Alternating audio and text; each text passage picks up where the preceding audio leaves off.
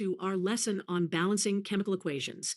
Today, we'll learn how to balance the equation for the reaction between hydrogen and chlorine to form hydrogen chloride. Let's start with step 1, writing down the unbalanced equation. Here's our initial equation.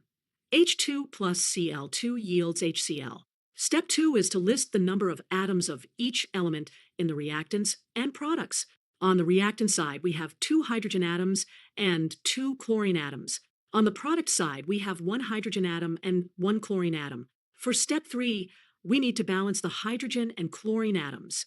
We see that there are 2 hydrogen atoms and 2 chlorine atoms on the reactant side, but only one of each on the product side. To balance both hydrogen and chlorine, we need to place a coefficient of 2 in front of HCl. Finally, in step 4, we verify the balancing by recounting the atoms on each side. Now we have 2 hydrogen atoms and 2 chlorine atoms on both sides of the equation. And there we have it. We've successfully balanced the equation. The final balanced equation is H2 plus Cl2 yields 2 HCl. This means that 1 molecule of hydrogen gas reacts with 1 molecule of chlorine gas to produce 2 molecules of hydrogen chloride. Let's visualize this reaction at the molecular level. Here we have 1 hydrogen molecule and 1 chlorine molecule reacting to form 2 hydrogen chloride molecules.